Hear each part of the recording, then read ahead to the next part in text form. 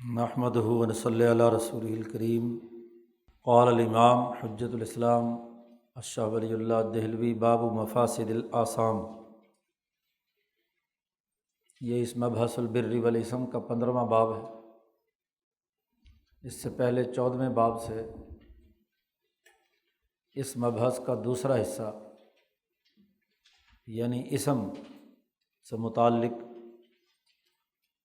مباحث شروع ہوئی ہیں۔ اس مبحث میں بر اور اسم کی حقیقت اور پھر اصول البر پہلے بیان کیے گئے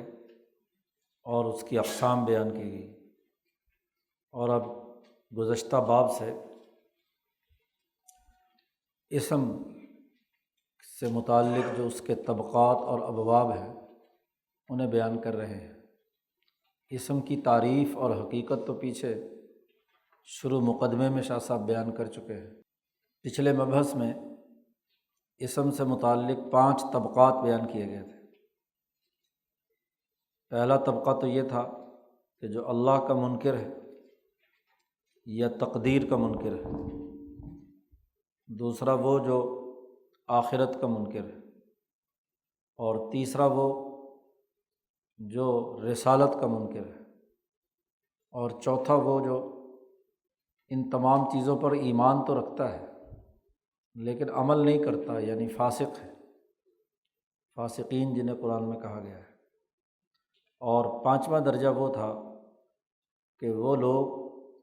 جو از خود، اللہ نے تو ان پر کوئی چیز نئی لازم نہیں کی تھی، لیکن از خود انہوں نے اپنی طبیعت اور اپنے ذوق و شوق سے کوئی چیز اپنے اوپر لازم کر لی، اور لازم کر لینے کے بعد اس کی خلاف ورزی کی۔ جیسے رہبانیت کا ذکر آیا تھا کہ رہبانیت اللہ نے ان پر فرض نہیں کی تھی، انہوں نے از خود اپنے اوپر لازم کی تھی، اور پھر اس کے جو پابندیاں ہیں، اس کے جو تقاضے ہیں وہ انہوں نے پورے نہیں کیے، تو اس حوالے سے ان کا ضمیر مجرم، اور اس جرم کی بھی ان کے مطابق سزا جو انہوں نے اپنے اوپر لازم کیا، یعنی چیز تو نفلی تھی لیکن انہوں نے خود فرض بنا لی اور پھر اس فرض کی پابندی نہ کرے، تو یہ بھی اسم کا 5واں طبقہ۔ یہ شاہ صاحب کی خصوصیت ہے کہ شاہ صاحب نے مجموعی مطالعے سے اس 5ویں طبقے کی نشاندہی کی ہے۔ اس کے بعد یہاں شاہ صاحب آثام سے جو فساد یعنی گناہوں سے جو مفاسد وقوع پذیر ہوتے ہیں ان پر گفتگو کر رہے ہیں۔ شاہ صاحب نے یہ بات واضح کی ہے کہ شریعت مطہرہ نے علم المصالح والمفاسد اور علم الاحکام والشرائع 2 بنیادی علم نبی اکرم صلی اللہ علیہ وسلم کے ذریعے سے امت محمدیہ کو عطا کیے ہیں۔ تو ایک مصالح ہیں، مصلحتیں ہیں، حکمتیں ہیں، ان مصلحتوں کو، انسانی مصلحتوں کو پورا کرنے کے لیے بر سے متعلق امور تھے جو پیچھے بیان ہو چکے ہیں، اور کچھ انسانی معاشرے کے وہ امور ہیں جو فساد پیدا کرتے ہیں، مفاسد ہیں۔ مفسدہ کی جمع ہے کہ جس کے ذریعے سے سوسائٹی میں فساد واقع ہوتا ہے، تو ان مفاسد اور مفاسد آثام کے فساد، مفاسد کیا ہیں اس کو شاہ صاحب یہاں پر بیان کر رہے ہیں اس باب میں۔ وعلم، علمی طور پر یہ بات جان لینی چاہیے کہ گناہوں کی جو 2 قسمیں ہیں، گناہ کبیرہ اور صغیرہ، شاہ صاحب یہ کہتے ہیں کہ ان کا اطلاق کسی بھی گناہ پر جب کیا جاتا ہے تو اس کا تعلق 2 پہلوؤں سے ہے، باعتبارین۔ ایک اعتبار سے گناہ کبیرہ اور گناہ صغیرہ یا بر اور اسم، اس تناظر میں ایک کبیرہ اور صغیرہ کا تعین کیا جاتا ہے، اور ایک تعین کیا جاتا ہے الشرائع والمناہج کے اعتبار سے۔ ایک تو آفاقی اصول ہیں جو ہم یہاں اس قسم اول میں پڑھ رہے ہیں، تمام مذاہب کے اور تمام انسانیت کے۔ تمام انسانیت کے جو متفقہ اصول ہیں یہ اصول البر والاسم ہیں جو اس مبحث سے تعلق رکھتے ہیں۔ تو مبحث البر والاسم کے تناظر میں کبیرہ گناہ کیا ہے اور صغیرہ گناہ کیا ہے، یعنی انسانی مصلحت اور انسانی مفسدہ کی بنیاد پر صغیرہ اور کبیرہ کا تعین کرنا کہ کون سی گناہ یا کون سا جرم کس درجے کا ہے بر و اسم کے تناظر میں۔ اور دوسرا یہ کہ جو خاص شریعت کسی زمانے میں آئی ہے، موسوی شریعت آئی تھی، عیسوی شریعت آئی تھی، یا آج محمدی شریعت ہے، شرائع ان اصول البر والاسم کا عملی نظام بیان کرتی ہیں۔ اس پر کئی دفعہ پہلے گفتگو ہو چکی ہے۔ اصول البر والاسم تو بنیادی اقدار کا تعین کرتی ہیں، اور شرائع ان اقدار کی بنیاد پر عملی نظام بناتی ہیں۔ تو ہر نبی نے آ کر ان اصول البر پر اپنے اپنے نظام بنائے ہیں۔ تو سسٹم کے تناظر میں کون سی چیز، شریعت کے نظام کے تناظر میں کون سا بڑا گناہ ہے اور کون سا چھوٹا گناہ ہے، یہ دوسرا پہلو ہے۔ ایک آئینی فریم ورک یا ویلیوز ہوتی ہیں کسی بھی سوسائٹی کی، اس کے اعتبار سے ایک کبیرہ یا بڑا گناہ ہے اور چھوٹا گناہ ہے۔ اور ایک یہ کہ اس کے اعتبار سے تو ایک چیز بے شک البر تھی، لیکن اس پر عمل درآمد کے لیے جو پروسیجر طے کیے گئے ہیں، جو سسٹم بنائے گئے ہیں، جو طریقہ کار متعین کیا گیا ہے، اس کی خلاف ورزی میں کس درجے کی خلاف ورزی ہوئی ہے کہ ہم اس کو کبیرہ کہیں یا صغیرہ کہیں۔ یہ کبیرہ اور صغیرہ مطلق بات نہیں ہے کہ ہر جگہ پر ہر گناہ کو کبیرہ اور صغیرہ کہہ دیا جائے۔ پہلی تقسیم تو یہ سمجھ لینی چاہیے کہ ان دونوں کا دو دائرے ہیں۔ سوسائٹی کی تشکیل کے جو بنیادی اقدار اور اخلاق ہیں یا اصول البر والاسم ہیں، اس کے تناظر میں کون سی چیز کبیرہ ہے اور کون سی صغیرہ ہے۔ اور دوسرا یہ کہ ان اقدار پر جو عملی نظام کسی مخصوص شریعت میں متعین کیا گیا ہے، تو اس کو پورا کرنے کے حوالے سے کون سی چیز کبیرہ ہے اور کون سا گناہ یا کون سا اسم جو ہے وہ صغیرہ ہے۔ وثانیہما بحسب الشرائع والمناہج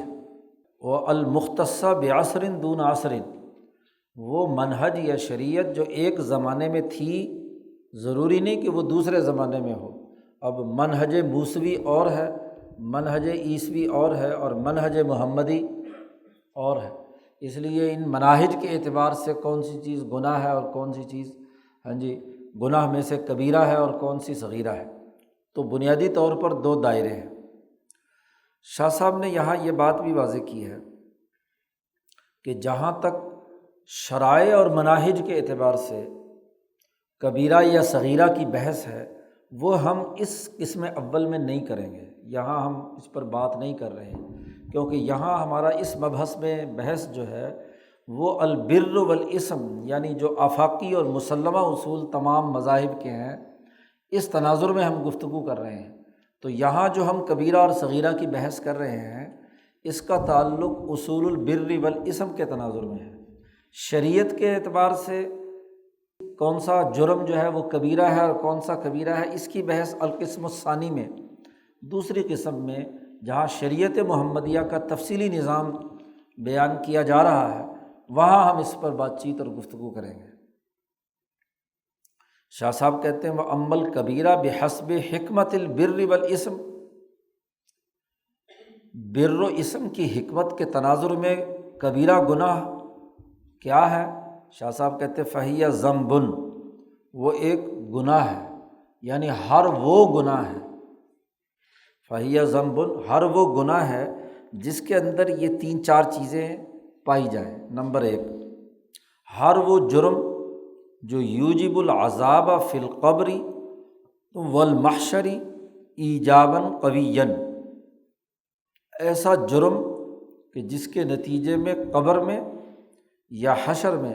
عذاب لازمی اور ضروری ہو جائے، پوری قوت اور طاقت کے ساتھ اس جرم کے نتیجے میں، اور یقیناً وہ ایسا ہی جرم ہوتا ہے جو اصول انسانیت کے خلاف ہوتا ہے، مصلحت انسانیت کے سراسر خلاف ہوتا ہے، تو جن جن جرائم پر قرآن پاک میں یا تمام مذہبی کتابوں میں جن جن جرائم پر آخرت یا قبر کا عذاب کا ذکر ہے تو وہ کبیرہ گناہ کہلائے گا۔ نمبر 2، وَيُفْسِدُ الارتفاقات الصالحہ افساداً قویاً، اچھے اور عمدہ جو ارتفاقات ہیں وہ جرم ایسا ہو جو ان ارتفاقات صالحہ میں ایسا فساد پیدا کرے کہ مکمل طور پر انسانی سوسائٹی کے اس ارتفاق کی بنیاد ہی منہدم ہو جائے۔ افساداً قویاً، ایسا فساد کہ جس سے ذریعے سے وہ ارتفاق جو تمام انسانوں نے اپنے لیے طے کیا تھا وہ ارتفاق ہی سرے سے ٹوٹ جائے۔ اور نمبر 3 یہ ہے کہ وَيَكُونُ مِنَ الْفِطْرَةِ عَلَى الطَّرْفِ الْمُخَالِفِ جِدًّا،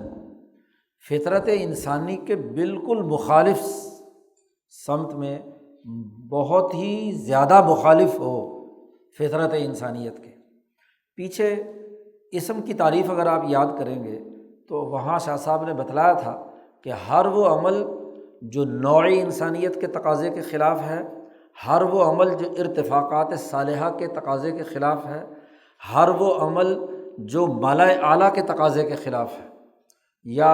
مالائے سافل کے تقاضے کے خلاف ہے، وہ الاسم کہلاتا ہے۔ تو یہ اسی تناظر میں یہاں بات ہے کہ محشر یا قبر چونکہ عالم مثال کا ایک حصہ ہے مالائے سافل کا، اور محشر جو ہے وہ عالم مالائے اعلیٰ کا حصہ ہے، تو اس کے تقاضے کے خلاف اگر کوئی کام ہوا ہے یا اسی طریقے سے ارتفاقات کے بنیادی تقاضوں کے خلاف ہوا ہے یا نوع انسانیت کی جو فطرت اور جبلت ہے اس کے مخالف کوئی کام ہوا ہے مکمل طور پر، تو وہ الاسم یا گناہ جو ہے وہ کبیرہ کہلائے گا، بڑا گناہ کہلائے گا۔ والصغیرہ، چھوٹا گناہ حکمت البر والاسم کی بنیاد پر وہ کہلائے گا کہ ما کان مظنۃ لبعض ذالک، اگر یہ تینوں چیزیں بیک وقت پائی جاتی ہیں جس سے ارتفاق بھی ٹوٹ رہا ہو، فطرت انسانیت کے بھی مخالف ہو اور آخرت کا عذاب بھی ہو رہا ہو، تو وہ تو مکمل درجے کا کبیرہ گناہ ہے، اور ان میں سے کوئی ایک بھی ہو تب بھی کبیرہ گناہ ہے۔ لیکن مظنۃ لبعض ذالک، ان تینوں پہلوؤں میں سے کسی ایک پہلو کے حوالے سے اس عمل کے نتیجے میں اس کے پیدا ہونے کا امکان ہو رہا ہے، یعنی وہ ارتفاقات صالحہ کے توڑنے کی طرف بڑھنے کا عمل ہے۔ ابھی ٹوٹا تو نہیں، لیکن نتیجہ یہ ہوگا کہ جب آدمی اس راستے پر چل پڑا تو آئندہ چل کر امکان ہے کہ وہ ارتفاق صالح ٹوٹ جائے گا، یا نوع انسانیت کی بنیادی فطرت مسخ ہو جائے گی، یا آخرت کے عذاب کی طرف لے جانے کا یہ ذریعہ بن جائے گا، یعنی اس راستے پر انسان چل پڑا ہے تو اس کو کیا کہیں گے؟ صغیرہ کہیں گے۔ او مفضیا الیہ فی الاکثر، اور یا یہ کہ وہ کام ان تینوں دائروں میں زیادہ سے زیادہ ان تینوں کاموں کی طرف پہنچانے والا ہے۔ پہلے تو یہ تھا کہ امکان تھا، دوسرا یہ کہ یہ کرتے رہیں گے تو یہ زیادہ تر اندیشہ یہی ہے کہ وہ ان تینوں چاروں جرائم میں سے کسی نہ کسی جرم کی طرف بڑھتا چلا جائے گا۔ ایک تیسری گناہ صغیرہ بھی ہے، اور وہ یہ کہ وہ ان تینوں خرابیوں میں سے کسی ایک چیز کو تو درست کر رہا ہے، آخرت کو مثلاً ٹھیک کر رہا ہے لیکن ارتفاق کو توڑ رہا ہے، یا ارتفاق تو ٹھیک ہو رہا ہے لیکن آخرت کا معاملہ ختم ہو رہا ہے، ٹوٹ رہا ہے، یا فطرت انسانیت کا کوئی پہلو ٹوٹ رہا ہے، تو وہ بھی صغیرہ گناہ ہے۔ تیسری بات یہ ہے کہ یوجب بعض ذالک من وجہ، ایک پہلو سے تو یہ ہو رہا ہے، ولا یوجب من وجہ، دوسرے پہلو سے نہیں ہو رہا، ان تینوں پہلوؤں میں سے۔ مثلا کوئی آدمی اللہ کے راستے میں مال خرچ کرتا ہے لیکن اس کے اپنے بچے بھوکے ہیں، وَأَهْلُهُ جِيَاعٌ، اس کے گھر والے جو ہیں وہ بھوک سے مر رہے ہیں، اور وہ اپنی ساری دولت دوسرے غریبوں، یتیموں اور دوسروں پر لٹا رہا ہے، اللہ کے راستے میں خرچ کر رہا ہے۔ اب اگر اس کا جائزہ لیا جائے تو ایک طرف سے تو اس نے اللہ کے راستے میں انسانیت پر خرچ کیا ہے، لیکن دوسری طرف اس نے ارتفاق ضروری جو تھا اس پر، بیوی بچوں کا خرچہ فرض اور لازمی تھا، اور ارتفاق صالح تھا گھر کا نظم و نسق چلانا، وہ توڑ دیا اس نے۔ تو یہ بھی گناہ صغیرہ ہے، اگرچہ اس نے وہ ایک اچھا کام کیا لیکن ادھر دوسرا کام برائی ہو رہی ہے، تو یہ تضاد کی وجہ سے یہ بھی گناہ صغیرہ میں شمار ہوگا۔ اب شاہ صاحب کہتے ہیں کہ ایک طرف تو بخل کی خرابی جو ہے، ہاں جی، سرمایہ پرستی وہ اس میں سے نکل رہی ہے کہ اس کو پرواہ ہی نہیں ہے پیسے کی، اور وہ ساری دولت جو ہے وہ غریبوں میں بانٹ رہا ہے، سب تقسیم کر کے فارغ ہو گیا، تو ایک طرف بخل کا رذیلہ تو اس میں سے ختم ہو رہا ہے، لیکن وہ یفسد تدبیر المنزل، اس کا جو گھریلو نظام ہے وہ سارا کا سارا اس میں فساد واقع ہو رہا ہے، تو یہ بھی کیا ہے، گناہ صغیرہ میں شامل ہے۔ شاہ صاحب کہتے ہیں یہ تو کبیرہ اور صغیرہ کی جامع معنی تعریف شاہ صاحب نے کر دی بحسب حکمت البر والاسم۔ یہ بڑا اہم کام شاہ صاحب نے کیا ہے، ورنہ اگر آپ دیکھیں تو جب گناہوں کی فہرست بنانے کا واقعہ آتا ہے تو جتنی بھی یہ تصوف کی اور ہاں جی مذہبی لوگوں کے واعظین کی ہاں جی کتابیں پڑھیں تو کوئی 70 گناہ، کوئی 72 گناہ، کوئی پتہ نہیں کتنے، اور کوئی کسی کو کبیرہ میں شامل کرتا ہے، دوسرا اسی کو صغیرہ میں شامل کرتا ہے۔ اتنا الجھاؤ ہے کہ پڑھنے والا ویسے ہی پریشان ہو جاتا ہے کہ پتہ نہیں کون سا گناہ کبیرہ ہے اور کون سا صغیرہ ہے۔ تو گناہوں کے اس درجہ بندی میں انتہائی دماغ پریشان ہوتا ہے۔ شاہ صاحب نے بالکل واضح کر دیا کہ کون سی چیز کس دائرے کی ہے، کون سا کبیرہ ہے اور کون سا صغیرہ ہے، یعنی اس کے بنیادی امور واضح کر دیے، اور پھر یہ بھی واضح کر دیا کہ اس کا تعلق حکمت البر والاسم سے ہے۔ بسا اوقات ایسا ہو سکتا ہے کہ کوئی چیز حکمت البر والاسم کے اعتبار سے ایک درجے کی ہو لیکن شریعت کے آگے تقاضے کے اعتبار سے دوسرے درجے کی ہو، جی، یا یہاں کے اعتبار سے تو وہ صغیرہ تھا لیکن سسٹم توڑا ہے اس نے، تو اس سسٹم کے تناظر میں وہ کیا ہے، کبیرہ بن گیا۔ اسی وجہ سے یہ الجھاؤ لوگوں کو پیدا ہوا ہے کہ کسی عالم نے ہاں جی حکمت البر والاسم کے اعتبار سے کبیرہ اور صغیرہ کی ہاں جی فہرست بندی کی ہے، اور کسی نے شریعت کے اعتبار سے سسٹم کے تناظر میں درجہ بندی کی ہے، تو اس کی وجہ سے بہت ساری اقسام بن گئی، اور اس کے نتیجے میں ایک صحیح اور سمجھدار آدمی جو ہے وہ الجھاؤ کا شکار ہوتا ہے کہ پتہ نہیں کون سا گناہ کبیرہ اور کون سا صغیرہ ہے۔ شاہ صاحب کہتے ہیں وَأَمَّا بِحَسْبِ الشَّرَائِعِ الْخَاصَّةِ، اصولی بات شاہ صاحب یہ کہتے ہیں کہ جو شرائع خاصہ کے اعتبار سے، خاص مخصوص شریعت کے اعتبار سے جو کبیرہ اور صغیرہ ہے، تو شاہ صاحب کہتے ہیں فما نصت الشریعۃ علی تحریمہ، شریعت میں اگر کسی چیز کو حرام قرار دینے کی نص آ چکی ہے کہ یہ قطعی حرام ہے، یا شارع علیہ السلام نے اس کام کے نتیجے میں جہنم سے ڈرایا ہے کہ جہنم میں جانا پڑے گا، او شرع علیہ حدًا، یا اس پر کسی حد کے نفاذ کا حکم دیا ہے نبی نے، او سما مرتکبہ، یا اس گناہ کو کرنے والے کو ہاں جی نبی اکرم صلی اللہ علیہ وسلم نے ملت کے دائرے سے خارج اور کافر قرار دیا ہے، ابانۃ لقبحہ، اس کی خرابی اور برائی کو واضح کرنے کے لیے، اور وتغلیظا لامرہ، اور اس کام کے اندر جو شدت اور خرابی پائی جاتی ہے اس کو واضح کرنے کے لیے، تو یہ شریعت کے اعتبار سے یہ کبیرہ ہوگا۔ شاہ صاحب کہتے ہیں یہ بھی بات یاد رکھ لینی چاہیے کہ ربما یکون شیء صغیرۃ بحسب حکمت البر والاسم، بسا اوقات ایک کام حکمت البر والاسم کے اعتبار سے وہ صغیرہ گناہ ہوتا ہے، لیکن کبیرۃ بحسب الشریعۃ، شریعت کے اعتبار سے کیا ہوگا، وہ بڑا ہو جاتا ہے۔ اور اس کی وجہ یہ ہے، اس کا سبب بھی کیا ہے کہ اگر اصول البر آفاقی اصولوں کے تناظر میں دیکھا جائے تو وہ کوئی اتنا بڑا گناہ نہیں تھا، صغیرہ تھا، لیکن ہوتا کیا ہے کہ جب کوئی جاہل قوم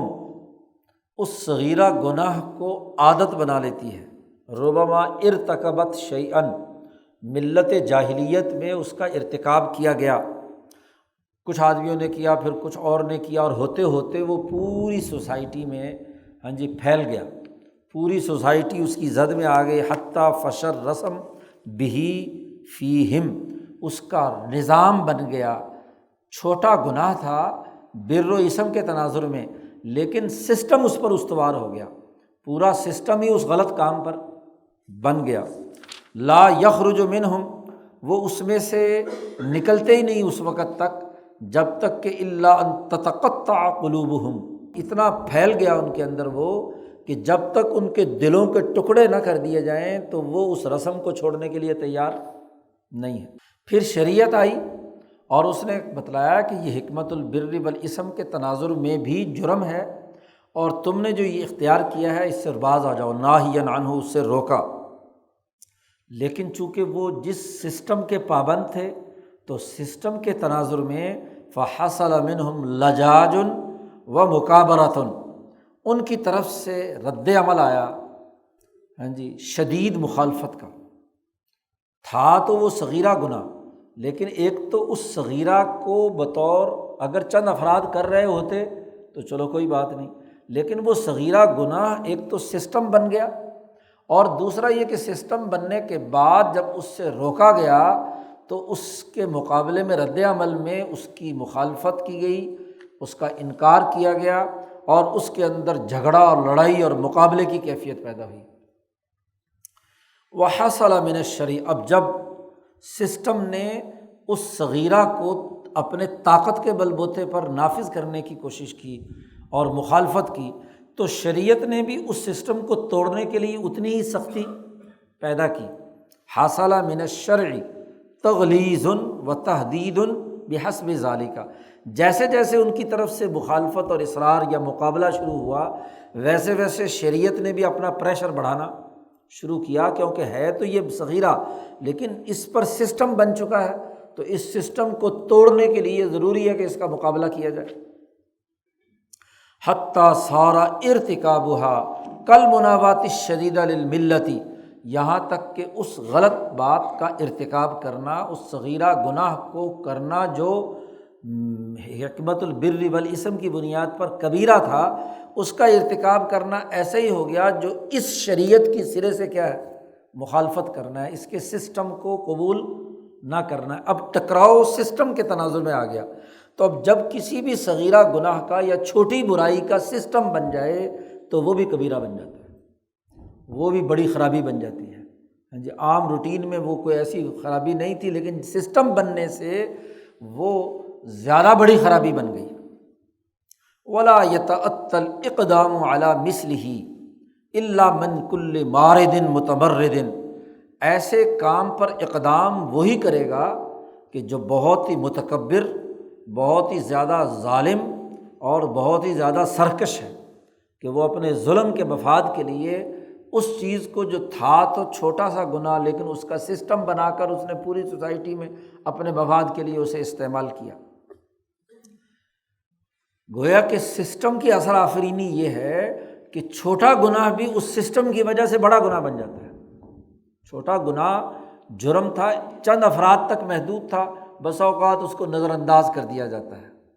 جیسے نبی نے بہت سارے معاملات کے اندر چیزوں کو نظر انداز کیا ہے کہ چند افراد نے کی، چلو آہستہ آہستہ خود ہی ٹھیک ہو جائیں گے، ہاں جی، لیکن جب اس کا سسٹم بن گیا تو پھر اب اس کی مخالفت شدید ہوگی۔ اب اسی سے شاہ صاحب کی اس بات سے یہ بات اچھی طرح سمجھ لینی چاہیے کہ جب تک مسلمانوں کا سسٹم غالب تھا،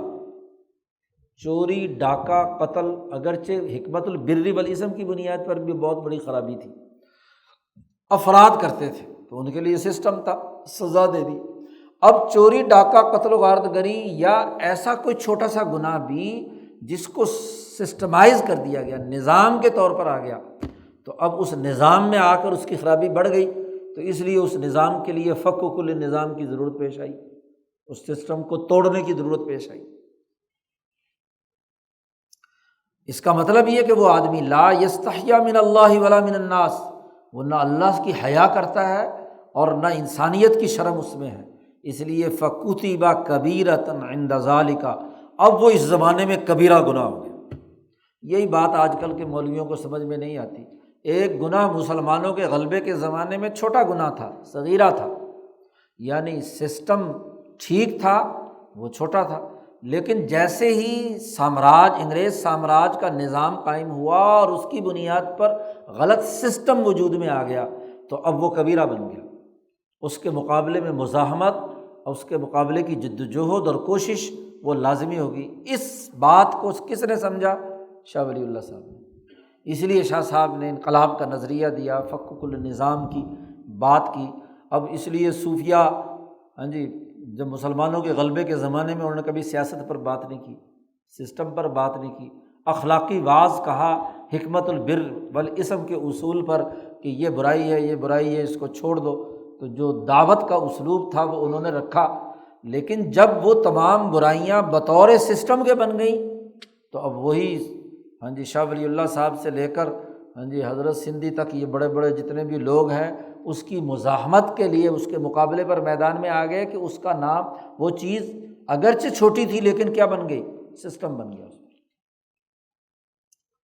اس سے باقی تمام مسئلے بھی کبیرہ اور صغیرہ کے حل ہو گئے۔ شاہ صاحب کہتے ہیں وبالجملہ خلاصہ یہ ہے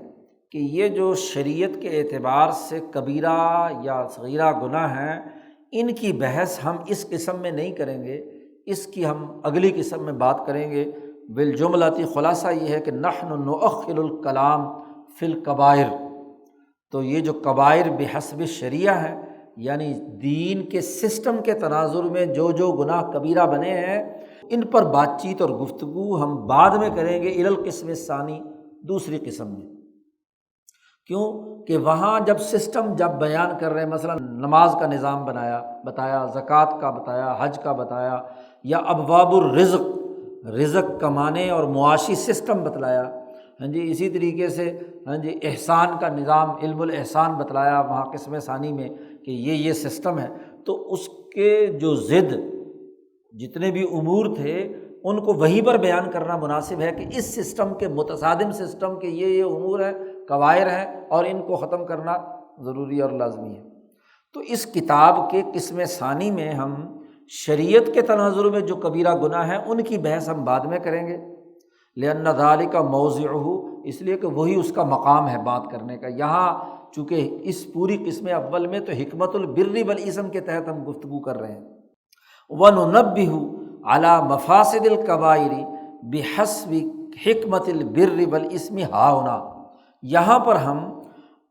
ان کبائر کے مفاسد پر بحث کر رہے ہیں جو حکمت البر والاسم کے اعتبار سے ہیں، کما فعلنا فی انواع البر نحوا من ذالک،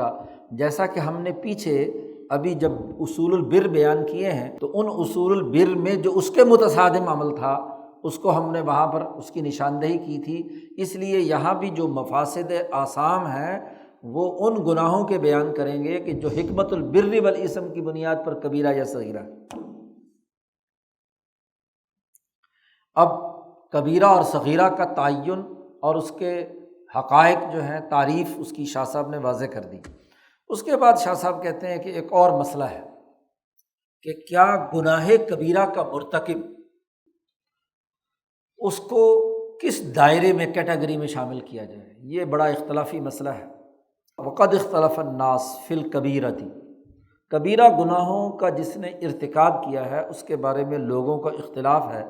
کہ اذا مات العاصی علیہا، جس نے کبیرہ گناہوں کا ارتکاب کیا ہے وہ اگر مر گیا اور ولم یتب، اور اس نے توبہ نہیں کی، تو حل یجوز ان یعفو اللہ عنہ او لا، کیا جائز ہے کہ اللہ تعالیٰ اسے معاف کر دے گا یا نہیں؟ اس کا سٹیٹس کیا ہے؟ کیا وہ مسلمان ہے یا کافر ہے؟ اور اگر مسلمان ہے تو کیا اس کو معاف کرے گا یا معاف نہیں کرے گا؟ تو یہ بڑا اختلافی مسئلہ ہے۔ وجاءت کل فرقۃ بأدلۃ من الکتاب والسنہ، ہر ایک فرقے اور گروہ نے کتاب و سنت سے بڑے بڑے دلائل بیان کیے ہیں۔ بنیادی طور پر تو 3 جماعتیں یا 3 گروہ ہیں، اہل سنت ہیں، معتزلہ ہیں اور خوارج ہیں، خارجی ہیں، 3 گروہ ہیں۔ اہل سنت کا بنیادی حکم یہ ہے کبیرہ گناہ کے مرتکب کے بارے میں، ان کے ہاں ضابطہ اور قاعدہ یہ ہے کہ وہ کافر اور مشرک نہیں ہوتا، کبیرہ گناہ کے ارتکاب سے وہ کافر نہیں ہوتا، ایمان کے دائرے سے خارج نہیں ہوتا، اور بغیر توبہ کے بھی مر گیا تو اللہ کی مرضی ہے کہ اس کو معاف کر دے، کیونکہ اللہ نے شرک اور کفر کے تو معاف نہ کرنے کا واضح اور اعلان کر دیا، ان اللہ لا یغفر ان یشرک بہ ویغفر ما دون ذلک، جس نے شرک کیا اور کفر کیا ہے اس کو تو اللہ تعالیٰ کبھی معاف نہیں کرے گا، اور اس کے علاوہ کو معاف کر دے گا، یغفر ما دون ذلک، اس کے علاوہ جتنے بھی ہیں ان کو معاف کر دے گا۔ تو یہ تو اہل سنت کا عقیدہ ہے اور ان کا نقطہ نظر یہ ہے۔ معتزلی یہ کہتے ہیں کہ نہ وہ مومن ہے نہ وہ کافر ہے، نہ ادھر ہے نہ ادھر ہے، لیس بمومن ولا بکافر، نہ وہ کافر ہے نہ مومن ہے جی۔ اگر تو توبہ کر کے مرا ہے تو جنت ہے، اور اگر توبہ کر کے نہیں مرا تو ہمیشہ ہمیشہ جہنم میں رہے گا۔ اچھا جی، ایک تیسرا فرقہ ہے خارجیوں کا، انہوں نے کہا کہ بھائی جو کبیرہ کا ارتکاب، کبیرہ کا کیا صغیرہ کا بھی ارتکاب کرے وہ پکا کافر ہے۔ خارجیوں نے دوسری انتہا پہ پہنچ کر انہوں نے کہا کہ جو کبیرہ کا جس نے بھی ارتکاب کیا ہے، حتیٰ کہ صغیرہ گناہ کا بھی ارتکاب کیا ہے، وہ کافر ہے۔ ہاں جی، اگر توبہ کے بغیر مر گیا تو ہمیشہ ہمیشہ جیسے کافر جہنم میں رہیں گے وہ بھی جہنم میں رہیں گے۔ تو یہ تین بنیادی گروہ ہیں، تو اور ہر ایک کے پاس بڑے بڑے دلائل ہیں، آیات ہیں، احادیث ہیں، ہاں جی، اپنی طرف سے آثار ہیں، بڑی علمی اور منطقی بحثیں ہیں۔ اگر ہم عقائد کی کتابیں پڑھیں تو وہاں خوب دھینگا بجتی ہے اور ہر طرف سے بڑے لمبی چوڑی ہاں جی بحثیں ہیں۔ شاہ صاحب نے اس اختلاف کو بھی حل کیا ہے اور بڑے اس کے حوالے سے ایک بڑا معیار متعین کر دیا ہے۔ وحل الاختلاف عندی، میرے نزدیک اس اختلاف کا حل یہ ہے کہ اگلی بات سمجھ میں آ جائے، کیونکہ اگلی جو بحث ہے وہ خالصتاً منطقی ہے۔ جس نے منطق پڑھی ہوئی ہے تو شاید اسے سمجھ میں آئے، ویسے اتنی کوئی مشکل بھی نہیں ہے، عام فہم سی بات ہے، کیونکہ جو لاجک یا منطق ہوتی ہے وہ عقل کے خلاف تو ہوتی نہیں۔ تو جس میں بھی عقل کی رمق ہے تو وہ ضرور بات اگر سمجھنے کی کوشش کی جائے تو سمجھ میں آ جائے گی، اگر اسے آسان کر کے بیان کریں ہم جی۔ ویسے ہی اگر گزار دیں تو پھر مشکل ہو جائے گا کام، لیکن آسان کر کے بیان کرنے کے لیے ہاں جی تفصیلات بیان کرنی پڑیں گی۔ شاہ صاحب کہتے ہیں کہ دیکھو اللہ تبارک و تعالیٰ کے جتنے بھی افعال ہیں، کیونکہ اب یہاں معاملہ یہ ہے کہ اللہ اس کے ساتھ کیا معاملہ کرے گا، اس کو جنت میں بھیجے گا یا جہنم میں بھیجے گا، وہ مسلمان ہے یا کافر ہے، معاف کرے گا یا نہیں کرے گا، یہ ساری بحث کس کے حوالے سے ہو رہی ہے؟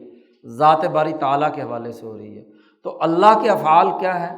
جب اللہ کے فعل پر بات ہو رہی ہے تو شاہ صاحب کہتے ہیں پہلی بات تو یہ سمجھ لو کہ اللہ کے جتنے بھی افعال ہیں ان کے دو پہلو ہیں، علی وجہین،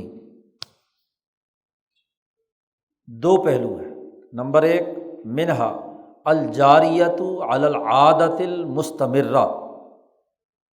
اللہ کے وہ افعال ہیں جو اس کے کائنات کا جو نظام چل رہا ہے، اس کی جو ہمیشہ کی جو عادت ہے، طریقہ کار ہے، اس کے مطابق جاری ہے ایک۔ ومنہا، اللہ کے کچھ افعال وہ ہیں جو اس سسٹم کو توڑ کر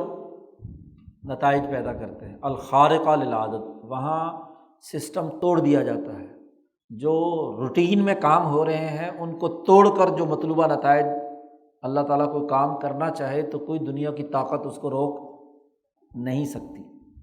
خرق عادت جسے کہتے ہیں، یعنی عام عرف میں جو انسانوں کا سسٹم چل رہا ہے اس سے ماوراء اللہ تعالیٰ کر سکتا ہے۔ اللہ کے افعال کے اندر یہ بات بھی پائی جاتی ہے۔ پہلی بات تو یہ سمجھ لیں کہ تمام افعال کے دو پہلو ہیں، ایک جو وہ روٹین کے مطابق جو کام ہو رہا ہے اور اس کے لیے جو قانون، ضابطے یا طریقہ کار اور سسٹم ہے وہ اللہ نے نافذ کیے ہوئے ہیں اس کے مطابق، اور ایک وہ کہ اللہ تعالیٰ جو عام عرف میں نظام چل رہا ہے اسباب و سبب و مسبب کا، اس سے ماوراء جی کسی ہاں جی تدبیر کے کسی پہلو سے خرق عادت، اگرچہ خرق عادت بھی کسی نہ کسی سسٹم کے تحت ہوتا ہے، لیکن وہ سسٹم اس سسٹم سے کیا ہوتا ہے؟ بالا تر ہوتا ہے۔ یہ نہیں کہ وہ سسٹم کو بائی پاس کر کے سب کچھ ہوتا ہے، کیونکہ ولن تجد لسنت اللہ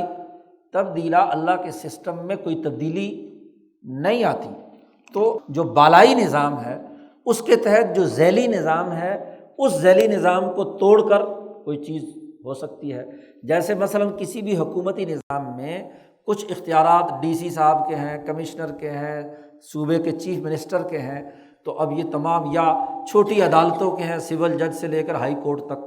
انہوں نے جو روٹین کا قانون اور ضابطہ ہے اس کے مطابق فیصلہ کیا ہے۔ لیکن بالائی نظام میں جا کر سپریم کورٹ میں یا صدر پاکستان کے پاس آپ اپیل کرتے ہیں تو وہ اس سسٹم کے جتنے بھی دائرے ہیں، قانون جو جس کے تحت سزا ملی ہے، وہ اس سے اوپر ایک اختیار رکھتا ہے کہ وہ رحم کی اپیل منظور کرے یا وہ اس کے فیصلے کے اندر کوئی تغیر و تبدل کرے، لیکن وہ بھی ایک سسٹم کے تحت اگرچہ ہوتا ہے، لیکن اس ذیلی سسٹم کا حصہ وہ نہیں ہوتا۔ اسی طرح اللہ تعالیٰ کی جو حکمرانی کائنات میں ہے تو اللہ کے افعال کے بھی یہ دو پہلو اور دو دائرے ہیں۔ اب شاہ صاحب کہتے ہیں کہ ہر فعل کو جب آپ بیان کرتے ہیں تو وہ ایک قضیہ کہلاتا ہے۔ ایک ہوتا ہے قضیہ اور ایک ہوتی ہے جہت۔ دو بحثیں یہاں شاہ صاحب کر رہے ہیں والقضایا التی یتکلم بها الناس موجہۃ بجہتین۔ اسی طرح وہ جملے یا وہ قضیہ، وہ گفتگو جو لوگ آپس میں بیان کرتے ہیں، وہ بھی دو پہلوؤں سے کیا ہے، ان کی بھی دو جہتیں ہوتی ہیں، دو پہلو پائے جاتے ہیں۔ ایک ہوتا ہے جس روٹین میں، جس محاورے میں وہ بات کر رہے ہیں اس کے مطابق اس قضیے کا مطلب اور مفہوم سمجھا جاتا ہے۔ ڈاکٹر ایک جملہ بول رہا ہے تو ان کی اصطلاح میں جو چیزیں استعمال میں آ رہی ہیں اس کے مطابق ایک بات ہو رہی ہے، اور ایک یہ ہے کہ وہ کسی خاص پروفیشن سے متعلق نہیں ہے، مطلق ہے، ہر جگہ فٹ ہو سکتا ہے۔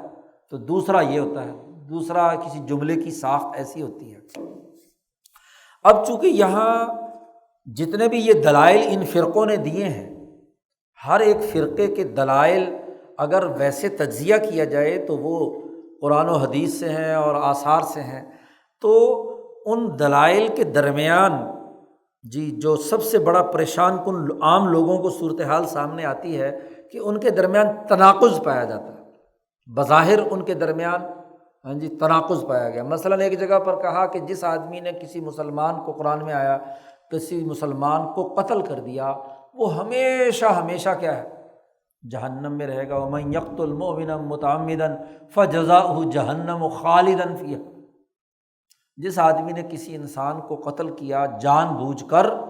تو اس کی جزا اور سزا یہ ہے کہ وہ ہمیشہ ہمیشہ جہنم میں رہے گا۔ اب یہاں اس آدمی کے جہنم کا فیصلہ شریعت نے کر دیا۔ اب یہ جو معتزلہ ہیں اور خارجی لوگ ہیں وہ اسی کو دلیل بناتے ہیں کہ دیکھو اس آیت میں قتل گناہ کبیرہ کا ارتکاب ہوا تھا، اس انسانیت کا قتل ہوا ہے حکمت البر والاسم کی بنیاد پر، اور اس کی سزا قرآن یہ بیان کر رہا ہے کہ وہ ہمیشہ ہمیشہ کے لیے کیا ہوں گے،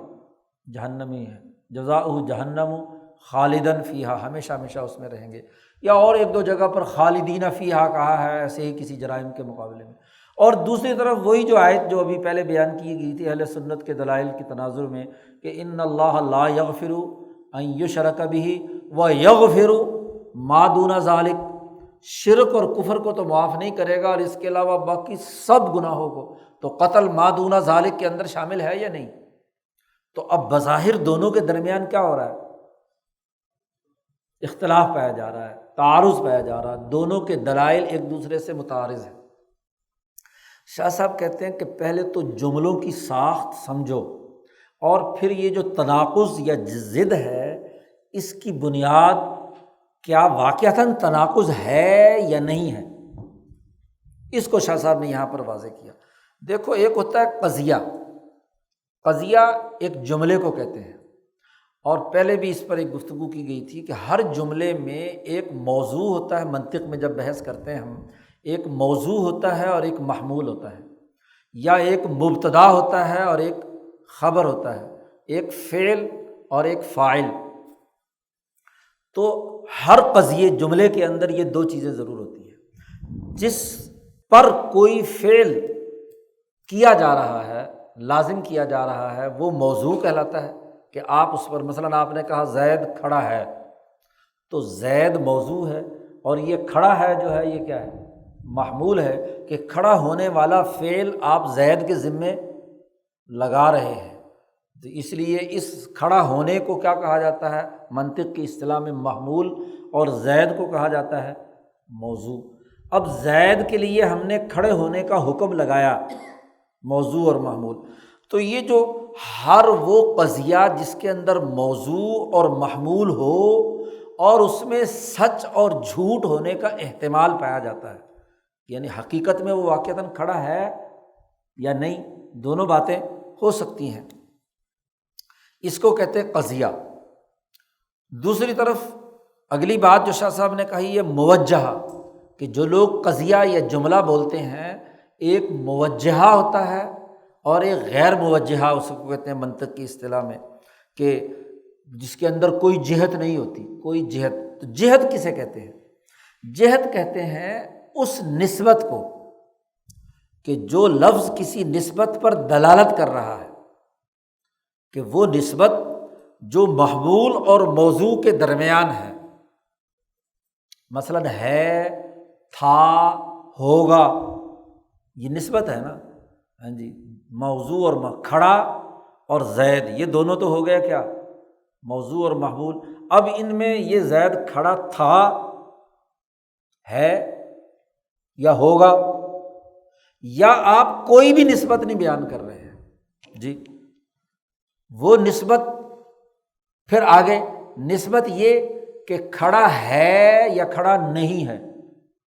تو جسے اگر کھڑا ہے، ہاں جی، زیادہ تفصیلات میں اس لیے جا رہا ہوں کہ شاید بات سمجھ میں آ جائے، تو جب کھڑا ہے ہم کہیں گے تو یہ نسبت ہم نے لگائی ہے مثبت،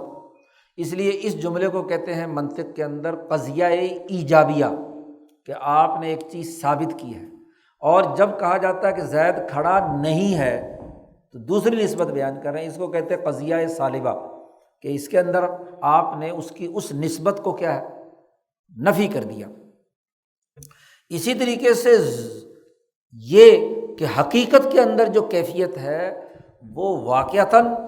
اس کے اندر یہ صلاحیت اور استعداد ہے کہ وہ ہو، ضروری طور پر ہو، اس کو کہتے ہیں ایجابیہ ضروریہ یا سلبیہ ضروریہ، اور اگر نہیں ہے تو اسے کہتے ہیں لا ضروریہ۔ اسی طرح دوام ہے یا لا دوام ہے، دونوں طرف کے یہ دونوں نسبتیں بھی اس کے اندر پائی جا سکتی ہیں۔ تو اب اگر کسی قضیے میں یہ تینوں پہلے، یعنی ہمیشہ ہمیشہ کھڑا ہے یا ہمیشہ ہمیشہ کھڑا نہیں ہوگا، ضروری طور پر کھڑا ہے یا ضروری طور پر کھڑا نہیں ہے، تو ایجابیہ ہوگا یا سلبیہ، ضروریہ ہوگا یا لا ضروریہ، دوامیہ ہوگا یا لا دوامیہ، یہ نسبت کہلاتی ہے۔ تو ہر قضیہ یہ مختلف جہتیں یا پہلو رکھتا ہے جس میں یہ چیزیں پائی جائیں، یعنی تینوں، نسبت بھی موجود ہو اور اس کے ساتھ ساتھ ضروریہ یا لا ضروریہ بھی ہو، اور اس کے اندر دوام یا لا دوام بھی ہو، تو اس کو کہتے ہیں قضیے کو قضیہ موجہہ، یعنی اس میں اس موضوع اور محمول کی نسبت اور جہت بیان کر دی گئی جی، مثبت یا منفی، ضروری یا غیر ضروری، یا ہمیشہ یا غیر ہمیشہ والی نسبت آپ نے بیان کر دی ہے، تو اس کو قضیے کو کہتے ہیں قضیہ موجہہ۔ اور اگر ایسا نہیں ہے، جہت نہیں پتہ چل رہی کہ جہت کون سی ہے جی، تو اس میں کسی بھی پہلو سے، تو اس کو کہتے ہیں قضیہ مطلقہ، یعنی اس کا سننے والا کوئی بھی مطلب لے سکتا ہے جی، اور سننے والا مطلق بات ہے، ان میں سے کسی خاص جہت کا تعین، نسبت کا تعین نہیں کیا گیا۔ تو قضیے دو طرح کے ہوتے ہیں، قضیہ موجہہ اور قضیہ مطلقہ۔ اچھا جی، اب اسی طریقے سے جہاد کتنی ہے، اس پر بھی پھر اختلاف ہے منطقیوں کا خود، کہ یعنی جس کو قضیہ موجہہ کہیں گے وہ جہاد کتنی ہے۔ تو ممکنہ طور پر تمام کے ہاں یہ بات طے شدہ ہے کہ جہاد تین ہی ہے، یا اس چیز کا وقوع پذیر ہونا ممکن ہوگا، اور یا واجب اور لازمی ہوگا، اور یا سرے سے کیا ہے ممتنع ہوگا، بالکل نہیں ہو سکے گا، بالکل ہوگا، اور یا ہونے نہ ہونے دونوں کے درمیان امکان ہے کہ پہلے نہیں تھا اب ہو گیا، تو ممکن الوجود، واجب الوجود اور ممتنع الوجود یہ ضروری ہے۔ تو اب یہ تین پہلوؤں سے بنیادی کیا ہے نسبت ہے۔ یہ تو تھا متقدمین منطقیوں کے ہاں، لیکن متأخرین نے ایک اور کام بھی کیا۔ انہوں نے کہا کہ جناب والا صرف اسی سے نہیں، جب بھی ہم کہیں گے کہ یہ قضیہ اور یہ قضیہ ایک دوسرے سے متصادم ہیں یا ان میں تناقض پایا جاتا ہے، تو صرف یہ نہیں ہے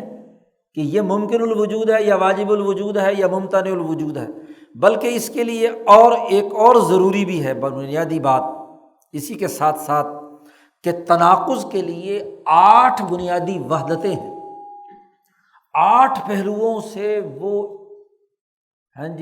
یکساں ہوں تو پھر اس کے اندر جدل حقیقی پایا جائے گا، تب ان کے اندر تناقض پایا جائے گا۔ 8 وہ چیزیں ہیں جن کو امور عامہ کہا جاتا ہے، منطق میں جنہیں امور عامہ کہا جاتا ہے، جو اس کائنات کے عمومی بنیادی اصولوں میں سے جنہیں شمار کیا جاتا ہے۔ مثلا موضوع ایک ہو، کسی قضیے کا موضوع ایک ہو، یعنی ایک آدمی کہتا ہے زید کھڑا ہے، دوسرا کہتا ہے عمر کھڑا نہیں ہے، تو دونوں میں کیا تضاد ہے؟ موضوع بدل گیا نا،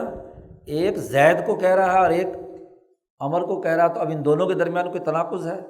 نہیں۔ اسی طریقے سے اگر محمول اس کی بھی وحدت ہو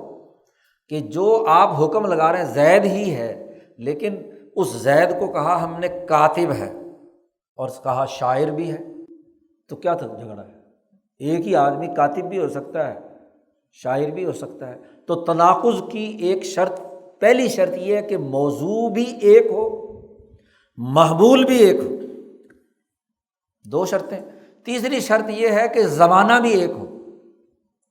زمانہ مختلف ہو گیا، ایک کا دن کا کام ہے اور ایک کا رات کا کام ہے، تو زمانہ ٹائم بدل گیا تو کیا ہے؟ تناقض نہیں کہ ایک ہی وقت میں اتنے بج کر اتنے منٹ پر زید یہ بھی کر رہا تھا اور یہ بھی کر رہا تھا، ایسا نہیں ہو سکتا۔ تو زمانے کی وحدت بھی ضروری ہے،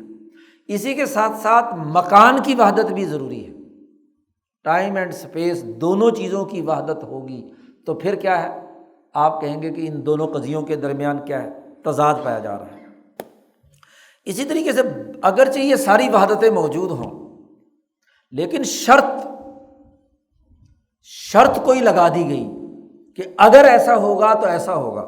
تو ایک کی شرط اور ہے، دوسرے کی شرط اور ہے، تو تب بھی کیا ہے؟ دونوں کے درمیان کوئی تناقض نہیں ہے، کوئی لڑائی نہیں ہے۔ اسی طرح ان کی نسبت اور اضافت بھی ایک ہونی چاہیے، کہ جس نسبت اور پہلو سے بات بیان ہو رہی ہے وہ پہلو جو ہے نا وہ دونوں کے دونوں ایک ہوں، کیونکہ اگر ایک جملے میں کہا گیا کہ اس کا رخ اس طرف تھا، دوسرا کہتا ہے اس طرف تھا، تو اگر جہت یا نسبت ایک ہوگی تو پھر تو کیا ہے؟ 2 باتوں کے درمیان ٹکراؤ ہوگا، لیکن اگر یہ بدل گئی تو اس کے نتیجے میں بھی کیا ہے؟ معاملہ فرق۔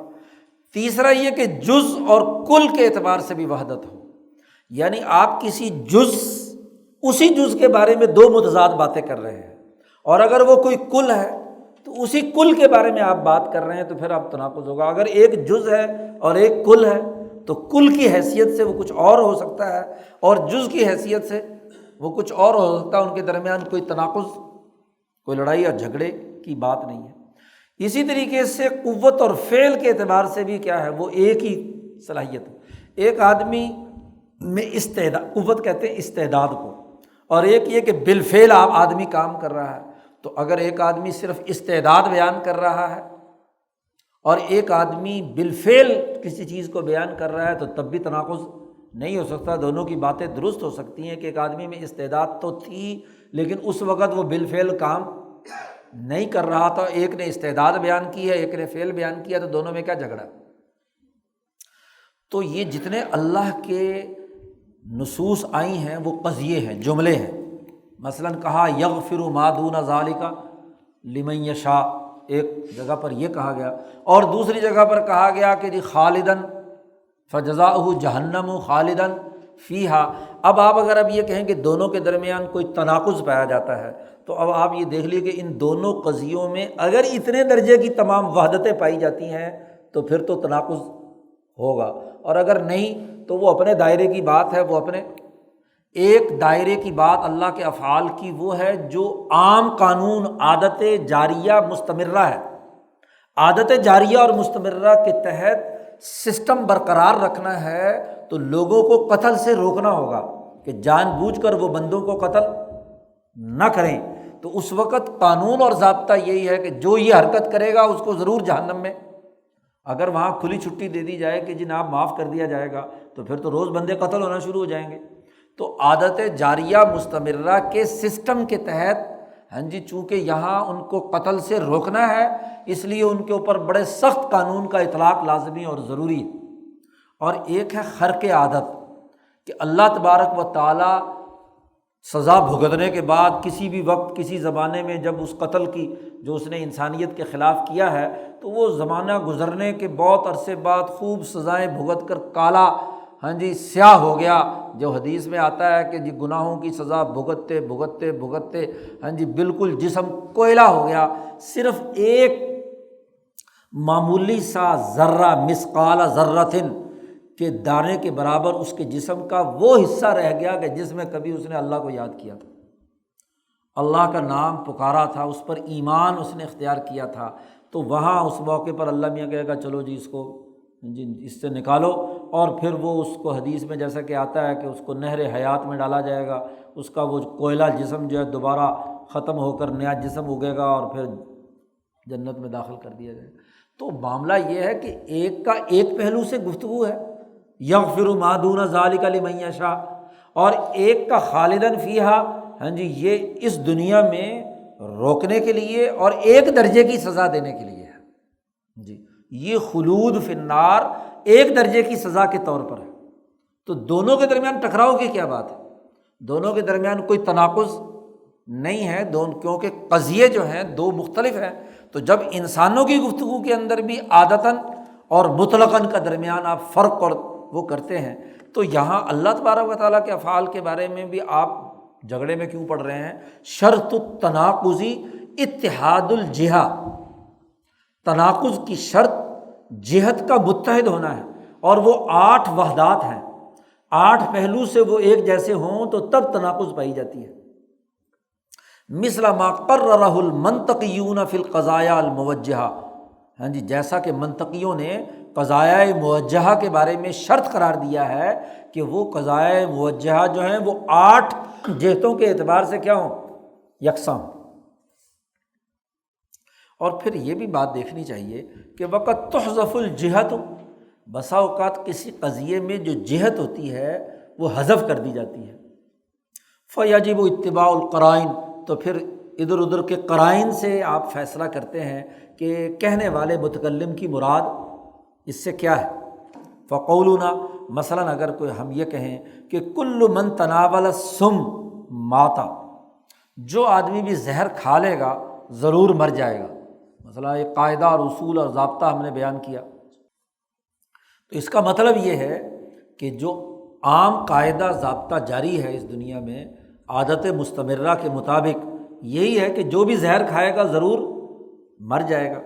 لیکن اگر کوئی آدمی یہ کہے کہ ضروری نہیں ہے کہ ہر وہ آدمی جو زہر کھائے اور مر بھی جائے، تو اس کا مطلب یہ ہے کہ کبھی کبھی خرق عادت ایسا ہو سکتا ہے کہ کسی آدمی نے زہر کھایا اور اس کی جسمانی طاقت اتنی مضبوط تھی کہ اس نے مزاحمت کی، اور اس مزاحمت کے نتیجے میں کبھی کبھی اللہ میاں اس کو کیا بچا دیتا ہے، تو جو جتنا زیادہ جسمانی طور پر کمزور ہوگا وہ چھوٹے سے زہر سے بھی مر جائے گا، اور بسا اوقات جو جسمانی طور پر مضبوط اور طاقتور ہوتے ہیں زہر کے باوجود بھی بسا اوقات بچت ہو جاتی ہے ان کی۔ تو ان دونوں کے درمیان کوئی ٹکراؤ کی بات نہیں ہے۔ ایسے ہی شاہ صاحب کہتے ہیں وَكَمَا أَنَّ لِلَّهِ تَعَالَى فِي الدُّنْيَا أَفْعَالًا خَارِقَةً، پھر یہ بھی بات ہے کہ اللہ تعالیٰ کے اس دنیا میں بھی کچھ افعال ایسے ہوتے ہیں جو عام روٹین سے ہٹ کر ہوتے ہیں، وَأَفْعَالًا جَارِيَةً عَلَى الْعَادَةِ، اور ایسے افعال بھی ہوتے ہیں جو روٹین کی عادت کے مطابق جاری ہیں۔ جیسے دنیا میں یہ معاملہ ہے ایسے ہی فکذالک فی المعاد افعال خارقۃ وعادیۃ، ایسے آخرت کا معاملہ بھی یہی ہے کہ آخرت میں کچھ افعال تو خرق عادت یعنی سسٹم کو توڑ کر چیزیں کہیں کہیں کسی جگہ پر وجود میں آ جاتی ہیں، اور کچھ افعال وہ ہوں گے جو وہاں کے سسٹم کے مطابق ہوں گے۔ مثلاً عمل عادت المستمرہ، ایک روٹین کا ہمیشہ کا قانون اور ضابطہ یہی ہے کہ ایک آدمی نے گناہ کیا، توبہ نہیں کی، ایک لمبے مدت تک توبہ نہیں کی اور مر گیا، تو اس کے لیے سزا بیان کی ہے۔ تو وہاں اللہ پاک نے قرآن میں بھی کہا لیست التوبۃ، جنہوں نے برا عمل کیا، ہاں جی، ان کے لیے کوئی توبہ نہیں ہے، ہاں جی، ان کی توبہ قابل قبول نہیں ہے لمبی مدت تک۔ آج صبح ہی ہم نے ان آیات کا درس پڑھا ہے، ہاں جی، تو ان کے لیے کوئی توبہ نہیں ہے۔ اور دوسری طرف کہا توبہ ان کے لیے ہے جو نادانی سے کریں، جہالت سے کریں اور پھر فوری طور پر توبہ کر لیں، جی، تو ان کے لیے توبہ قابل قبول ہے۔ تو ایک قانون اور قاعدہ اس حوالے سے بیان کیا۔ اور کبھی کبھی کیا ہے، قد تخرق العادہ، خرق عادت، اللہ تبارک و تعالیٰ کوئی کام کر لیتا ہے۔ ایسے ہی بندوں کے حقوق کے معاملے میں بھی یہی بات ہے کہ وہاں بھی ایک ہے روٹین کے سسٹم کو برقرار رکھنے کے لیے قوانین اور ضابطے، اور ایک یہ ہے کہ ایک بالائی نظام کے تحت اس روٹین کے سسٹم کو توڑ کر کسی بالائی تقاضے سے، اس کی بھی پیچھے کوئی نہ کوئی حکمت یا سبب ہوتا ہے۔ یہ نہیں کہ ہر آدمی کے ساتھ یغفر ما دون ذلک لمن یشاء، اس کی بھی کوئی نہ کوئی وجوہات ہوتی ہیں، اور وہ چونکہ ایسے علم میں اس پر گفتگو کی جاتی ہے جو اس علم سے اوپر کا علم ہے، اس لیے یہاں والے لوگ اسے کہتے ہیں سسٹم بائی پاس کیا گیا ہے، حالانکہ سسٹم بائی پاس نہیں ہوتا، بالائی نظام کے مطابق ہی ہوتا ہے وہ بھی۔ وَأَمَّا خُلُودُ صاحب الکبیرہ فی العذاب لیس بصحیح، جہاں تک یہ بات ہے کہ جو معتزلہ کا یا خارجیوں کا یہ عقیدہ ہے کہ کبیرہ گناہ کا مرتکب ہمیشہ ہمیشہ عذاب میں رہے گا، تو یہ بات درست نہیں ہے۔ فلیس بصحیح، یہ صحیح نہیں ہے، اور اللہ کی حکمت میں یہ بات نہیں ہے کہ اللہ میاں گناہ کرنے والے کے ساتھ وہ معاملہ کرے جو کافر کے ساتھ کرے گا۔ تو کافر میں اور مسلمان میں فرق تو ہونا چاہیے، جی، اسی لیے جہنم میں بھی فرق ہے۔ ایک وہ جہنم ہے جو خاص کافروں کے لیے تیار کی گئی ہے، قرآن نے خود کہا ہے اعدت للکافرین، وہ جہنم جس کے انسان اور پتھر ایندھن ہیں، اس کے بارے میں خاص طور پر اللہ نے خود کہہ دیا کہ اعدت للکافرین، یہ صرف کافروں کے لیے تیار کی گئی ہے۔ اس کا مطلب یہ کہ ایمان والے گناہ گاروں کی جہنم بالکل الگ ہوگی کافروں والی جہنم سے۔ وہ کافروں والی جہنم میں تو ہمیشہ ہمیشہ کے لیے کیا ہے، وہ ہیں، لیکن جو کفر اختیار نہیں کر رہے، اور یہ بڑی حکمت اور سسٹم کے منافی بات ہے کہ گھوڑے اور گدھے کو دونوں برابر سمجھا جائے، ایک ایمان لا کر کچھ معاملات میں ڈسپلن توڑ رہا ہے اسے بھی، اور ایک آدمی جو ہے وہ سرے سے نہیں مانتا اس کو بھی، دونوں کو کیا ہے ایک ہی ترازو میں تولا جائے،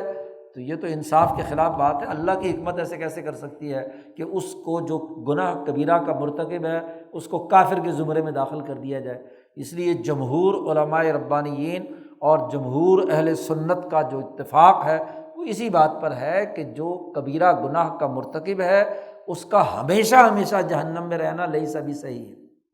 یہ صحیح نہیں ہے۔ واللہ اعلم، شاہ صاحب نے اس کی حقیقت بیان کر کے کہا اللہ میاں زیادہ جانتا ہے، ہم نے تو جتنا ہمارے پاس علم تھا ہم نے اس مسئلے کو حل کیا ہے۔ اللہ